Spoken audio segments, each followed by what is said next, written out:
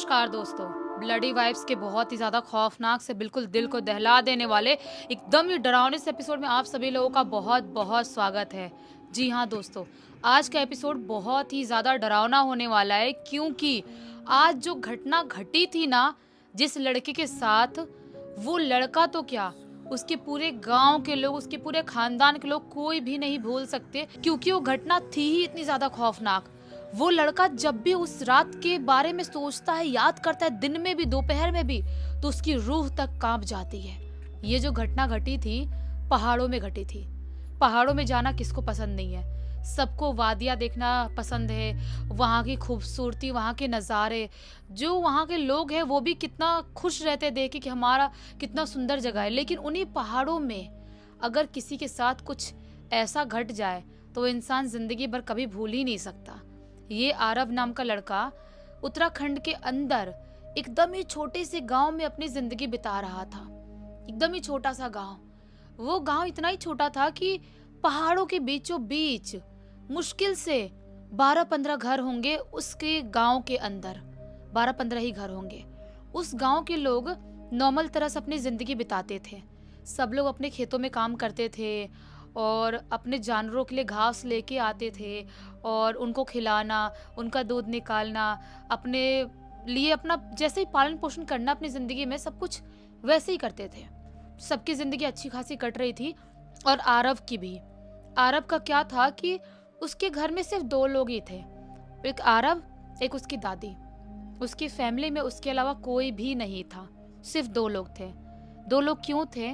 क्योंकि जब आरव बहुत छोटा था, उसके मम्मी पापा कहीं बाहर ही जा रहे थे और जाने के दौरान ही बाहर ही गाड़ी पर लैंडस्लाइड होता है, पत्थर गिरता है और पत्थर गिरने की वजह से उस हादसे में उसके मम्मी पापा गुजर जाते हैं बचपन में, जब बहुत छोटा था, 5-6 साल का।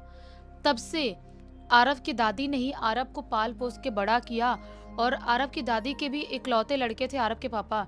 तो जाने के बाद दादी भी सदमे में चली गई थी, लेकिन कैसे तैसे करके आरव को पाल पोस के बड़ा करी थी। जहां पर भी जाती थी आरव को साथ में ही लेके जाती थी। कहीं पर भी कुछ भी करना है आरव को साथ में लेके जाएगी। भले खेतों में काम करने क्यों नहीं जाती थी तो भी आरव को साथ में लेके जाती थी। धीरे धीरे करते करते आरव बड़ा हो जाता है। दादी अपने खेतों से काम कर करके, थोड़ी बहुत अपनी जमीन बेच के, चीजें बेच बेच के आरव को पढ़ाना चालू कर देती है बचपन से ही। दादी का सपना ये था कि आरव पढ़ लिख के कुछ बड़ा आदमी बने और वो शहर जाए, शहर जाके ज़्यादा पैसे कमाए और उसकी ज़िंदगी अच्छे से सेट हो जाए। मेरा लड़का हमेशा ज़िंदगी में अकेले रहा है, दादी को ऐसा लगता था। तो दादी उसको पढ़ा लिखा के बड़ा कर दी है और आरव का भी लगभग ग्रेजुएशन कंप्लीट होने ही वाला था। वो वहीं पास में ही एक शहर में ग्रेजुएशन कर रहा था, नॉर्मल ही। तो एक दिन की बात है, एक दिन रात के टाइम में लगभग 8 साढ़े 8 बजे का टाइम हो रहा था। आरव खाना खाता है, उसकी दादी खाना खाती है और दोनों सोने के लिए चले जाते हैं। अपने अपने बेडरूम में सोने के लिए चले जाते हैं। आरव भी सो रहा है, दादी भी सो रही है। लगभग रात के 11:30-12 बजे करीब आरव को अचानक से किसी के कराहने की आवाज़ सुनाई देती है। बहुत ही दुख में, दर्द में कोई कराह रहा है, ऐसी आवाज़ सुनाई देती है। आरव अपने कमरे से बाहर निकलता है और बाहर वाले एरिया में आता है। जो बाहर वाला एरिया कमरा था, 2 ही कमरा था इनका, तो बाहर वाले कमरे में दादी सोया करती थी। उस कमरे में दादी उल्टे मुंह पड़ी हुई है और बहुत ही दर्द में, दुख में कराह रही है।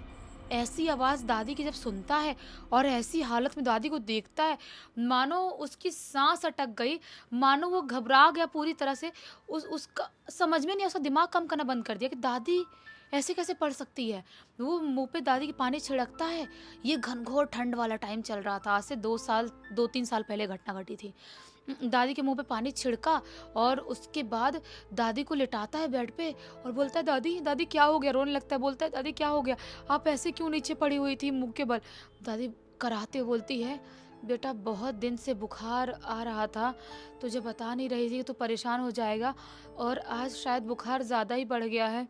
ये बोलता है, हाँ हाँ दादी, बुखार से आपका शरीर तो जल रहा है, आपका शरीर पूरा वैसे ही हो रहा है। आप बताए क्यों नहीं आप मुझे? मैं कॉलेज जाता था, काम करने जाता था, तो मैं लाता, दवाई ला दिया होता।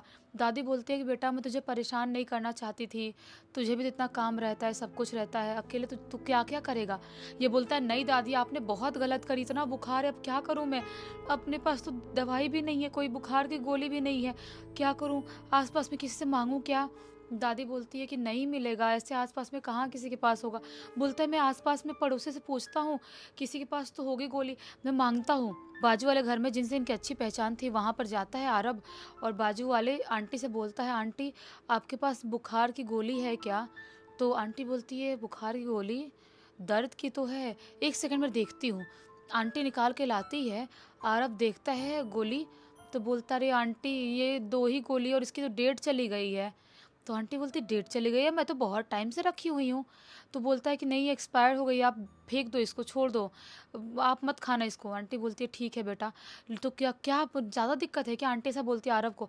आरव बोलता है, हाँ आंटी, दादी की बहुत ज़्यादा तबीयत ख़राब हो गई है, कुछ समझ में नहीं आ रहा है, बहुत सीरियस कंडीशन में है। तो वो आंटी बोलती है, लेकिन बेटा रात भर कैसे मैनेज करो, अभी शहर या दूसरे गांव अपन जा नहीं सकते, ना ही मैं किसी को भेज सकती हूँ अपने लड़कों को, ना तुम अकेले जा सकते हो, क्योंकि तुमको तो पता है कि अपने बाजू वाले गांव से जहाँ से हम गुजरते हैं उस गांव में एक डॉक्टर है, और उसके बाद शहर में भी एक हॉस्पिटल है, लेकिन वहाँ नहीं जा सकते। तुमको तो पता है ना, रात में कोई नहीं जाता है वहाँ पे। आरब बोलता है कि हाँ आंटी मुझे पता है, नहीं क्या करूँ, इतना सीरियस कंडीशन है दादी का, मैं नहीं देख सकता ऐसे। आंटी बोलती है, देखो बेटा मैं तो नहीं बोलूँगी जाने के लिए, मना ही करूँगी, लेकिन फिर भी अगर तुमको जाना है तो जाना, लेकिन पीछे मुड़ के मत देखना। जब अपने गांव को क्रॉस कर रहे होगे, उस गांव में एंटर कर रहे होगे दूसरे गांव में, तो तुमको आवाज आ सकती है पीछे से, कुछ महसूस भी हो सकता है, लेकिन पीछे मुड़कर मत देखना, क्योंकि एक बार पीछे मुड़ के देखे तो बेटा तुम जिंदा नहीं बच पाओगे। ऐसा आंटी बोलती है आरव को। आरव बोलता है कि हाँ आंटी मैं देखता हूँ, दादी की पट्टी रख के देखता हूँ, ठीक करने की कोशिश करता हूँ, नहीं तो वो डॉक्टर साहब को बुलाने तो जाना ही पड़ेगा, दूसरे गांव में जो डॉक्टर हैं उनको। तो बोलती है आंटी, ठीक है बेटा। आंटी को वो करता है, आंटी घर से, आरव अपने घर आता है। अब तो दादी की लगभग आवाज़ ही बंद हो गई, सांस भी ऊपर नीचे हो रही है, इतनी ज़्यादा ख़राब कंडीशन हो गई है दादी की। तो वो दादी के सर पे ठंडी पट्टी भी रख रहा है, लेकिन कोई आराम, बुखार में एक बूंद का फ़र्क नहीं पड़ रहा है। अब अब वो सोचता है, दादी की आवाज़ भी ढंग से नहीं आ रही है, अब तो मैं हाथ पे हाथ रख के नहीं बढ़ सकता, अपनी ज़िंदगी बचाने के लिए मैं दादी को तो नहीं ख़त्म कर सकता, दादी ही मेरी सब कुछ है। आज के टाइम पे इस दुनिया में दादी मेरी सब कुछ है। वो बाहर अपने घर से निकलता है दादी को बिना बताए, क्योंकि दादी तो सुनने की हालत में भी नहीं थी। यह घर से बाहर निकलता है, और जो बाइक था, अपनी बाइक उठाता है, और मोटे कपड़े तो पहना ही था क्योंकि घनघोर ठंड का टाइम था, बहुत ज़्यादा कोहरा, इतनी ठंड हो रही थी कि हड्डियाँ कुकड़ने वाली ठंड हो रही थी, इतनी ज़्यादा ठंड हो रही थी। ये बाइक स्टार्ट करता है और अपने गांव से निकल जाता है दूसरे गांव में डॉक्टर को बुलाने जाने के लिए। अपने गांव से बाइक जैसे तैसे करके निकाल दिया, और चढ़ाव वाला रोड था, वो चढ़ाव वाले रोड पे अपनी बाइक लेके चढ़ा है दूसरे गांव जाने के लिए। दूसरा गांव जाने से पहले ही बहुत ही ज़्यादा कोहरा, बहुत धुंध उसको उस रोड पे दिखाई देता है। धुंध तो, कोहरा तो पहले से भी था, लेकिन जो चढ़ाव वाला रोड था ना, वहाँ पर और ज़्यादा कोहरा था, इतना कोहरा था जिससे कोई लिमिट नहीं है उसको। मतलब खुद बाइक भी पकड़ा है ना, वो बाइक का हैंडल भी उसको दिखाई नहीं दे रहा है, इतना घनघोर कोहरा, इतनी ठंड वहाँ पर फैली हुई है। फिर भी आरब धीरे धीरे धीरे करके बाइक चला रहा है। उसको उसके पीछे से किसी के चलने की आवाज़ सुनाई देती है, क्योंकि धीरे धीरे बाइक चला रहा था ना। वो आंटी की बात उसके दिमाग में आती है, वो पीछे मुड़कर नहीं देखता है, वैसे ही बाइक धीरे धीरे धीरे चला रहा है। तभी अचानक से उसकी लाइट पड़ती है बाइक की, तो उसे थोड़ा दूर सामने एक बूढ़ा सा आदमी रोड के बीचों बीच खड़ा दिखाई देता है। वो उस आदमी को देखता है और देख के बोलता है, अरे बाबा आप बीच रोड पर क्यों खड़े हो? आपको पता नहीं है कि इस रोड पर ऐसे खड़े नहीं होना होता है? आपको डर नहीं लगता? इतने कोहरे में बीच रोड पर क्यों खड़े हो? वो बूढ़ा सा आदमी धीमी सी आवाज में बोलता है, बेटा आना तो तुमको भी नहीं चाहिए था, ये बोलता है, हाँ हाँ अंकल मुझे पता है, बाबा मुझे नहीं आना चाहिए था लेकिन मजबूरी थी मेरी आने की। आप बोलो आपको कहाँ छोड़ना है, मैं छोड़ दूंगा आपको। ऐसे इस रोड पर, बीच रोड पे मत खड़े रहो। आपको नहीं पता ये रोड कैसा है, यहाँ पे कितनी हादसाएं आज तक हो चुकी है और क्या क्या नहीं हुआ है यहाँ पर। वो बूढ़ा सा आदमी बोलता है, बेटा आगे मत जाना, पीछे मुड़कर मत देखना, आगे मत जाना, आगे मुड़ाव है। ये बोलता है, हाँ मुझे पता है, मोड़ वाला रोड है, वहाँ से मुड़ाव पड़ता है। ये जो बूढ़ा आदमी था वो बोलता है, नहीं रोड मुड़ती है। ये बोलता है, रोड मुड़ती है, मुझे पता है, मैं धीरे धीरे इसलिए तो चला रहा हूँ। वो आदमी को आरव देखता है, वो आदमी एक अलग से स्माइल कर रहा था, उसकी हंसी भी बहुत डिफरेंट सी थी। जब आरव बोलता है मुझे पता है, तो उसकी डिफरेंट सी हंसी सुन के आरव को थोड़ा सा झटका सा लगता है कि ये बूढ़ा सा आदमी ऐसे क्यों हंस रहा और ऐसे रिएक्ट क्यों कर रहा है। वो बूढ़े से आदमी को भी देख ही रहा होता है, तभी अचानक से उसकी बाइक के लाइट उसकी आदमी के, इतने दूर खड़ा था ना वो आदमी, उस आदमी के पैर वाले हिस्से की तरफ पड़ता है। तो क्या पाता है कि उस इंसान के तो कमर के नीचे का हिस्सा है ही नहीं है, सिर्फ कमर से ऊपर का हिस्सा है, नीचे का हिस्सा है ही नहीं। वो इतनी जोर से घबराता है कि मानो उसकी हड्डियां तक अंदर तक कांप गई, ठंड उसकी हड्डियों में पहुंच गई, इतनी ज्यादा जोर से घबराता है। लेकिन न चीखता है न चिल्लाता है। उसने ठान लिया था कि मैं डरूंगा नहीं, मेरे दादी की जिंदगी का सवाल है।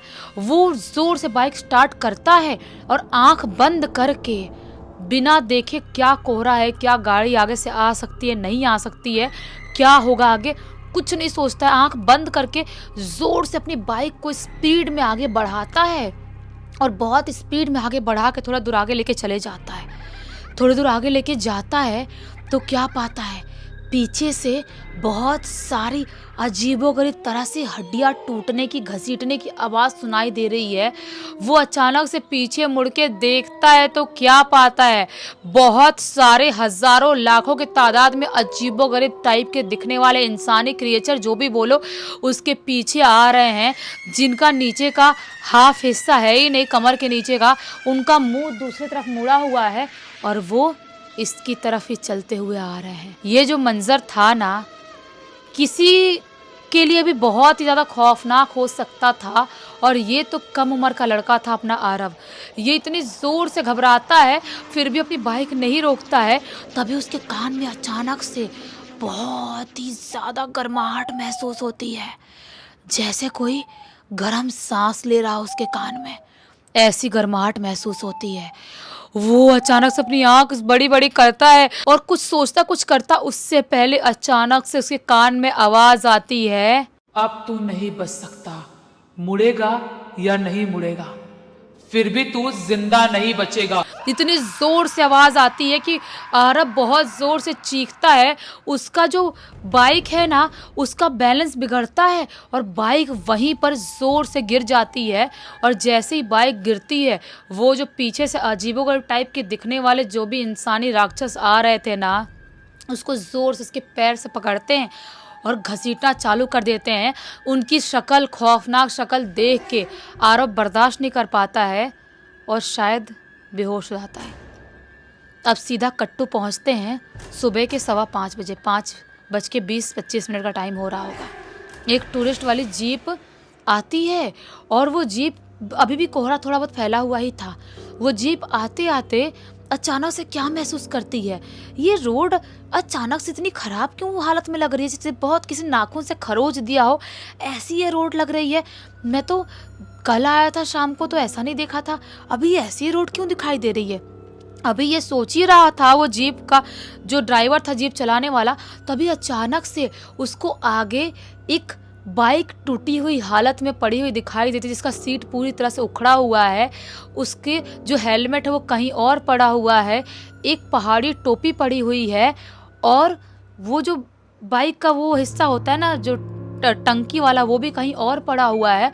तभी अचानक से पीछे बैठी औरत बोलती है कि अरे जीप वाले भैया, ये लग रहा है किसी का एक्सीडेंट हुआ है यहाँ पर। वो बोलता है कि हाँ, कुछ तो बहुत बुरा हुआ है, उतर के देखना पड़ेगा।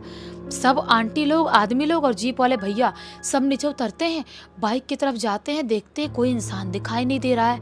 तभी अचानक से जो टोपी थी ना, वो उस टोपी के अंदर 2 उंगलियां दिखाई देती है उनको। और जैसी 2 उंगलियां दिखाई देती है, सबकी मानो चीख निकल जाती है। इतने जोर से सबके सब घबराते हैं और अभी घबरा ही रहे होते हैं, तभी अचानक से किसी के जोर जोर से कराहने की आवाज़ सुनाई देने लगती है, जैसे कोई बहुत दर्द में करा रहा हो। जितने लोग थे ना, सबके सब ढूंढना चालू कर देते, कहाँ से आवाज़ आ रही है, पक्का बाइक वाला इंसान ही होगा। बहुत टाइम तक ढूंढे कोई दिखाई नहीं दे रहा है। तभी अचानक से उनको लाल पानी का कोई घसीट के अंदर, जंगल के अंदर गया है ऐसा कुछ दिखाई देता है, पेड़ पौधों के अंदर। उधर देखते देखते जाते हैं तो निशान देखते जाते तो क्या पाते हैं कि एक इंसान बेसुध हालत में, बहुत ही बुरी हालत में एक लड़का ऐसे पड़ा हुआ है उन झाड़ियों के बीचों बीच। ये लोग जल्दी जल्दी उसको उठाते हैं, फटाफट जीप में डालता है जीप वाला भैया और उसको हॉस्पिटल लेके जाते हैं। और उसके कार्ड वर्ड से, जो उसके पास आधार कार्ड था, उसका फ़ोन था, उससे जैसे तैसे करके नंबर निकलवाते हैं और उसके घर पे फ़ोन करते हैं। उसके गांव के, उसके पड़ोस के लोग उस हॉस्पिटल में पहुंचते हैं और वहां पर पहुंचने के बाद वो होश में आता है आरव। लेकिन होश में आता है उसके बाद ये जो घटना बताता है ना अपने घर वालों को, अपने खानदान वालों को, अपने गांव वालों को, सबके सब बिल्कुल दंग रह जाते हैं। सोचते हैं कि उस रोड पर ऐसी घटनाएं पहले भी घट चुकी है, लेकिन इस लेवल तक नहीं घटी है। जो ये घटना घटी है, ये ज़िंदगी में कोई नहीं भूल सकता। किसी को भी आरोप बताता है ना, तो बहुत लोग विश्वास करते हैं, बहुत लोग नहीं करते, लेकिन उसके गांव वाले ज़रूर करते हैं। उनको ऐसा लगता है कि क्या सचमुच में ये पॉसिबल हो सकता है। आपको क्या लगता है, आप लोग कमेंट बॉक्स में ज़रूर बताना। और अभी तक इस वीडियो को देख लिया तो लाइक ज़रूर करना, चैनल को सब्सक्राइब कर देना, बेल आइकन दबा के ऑल पे क्लिक कर देना, ताकि जब भी ऐसी खौफनाक, दिल दहला देने वाला एपिसोड लेके आए, सबसे पहले आप लोग पास पहुँचे। चलिए कल वापस से मिलते हैं, तब तक के लिए बहुत बहुत धन्यवाद।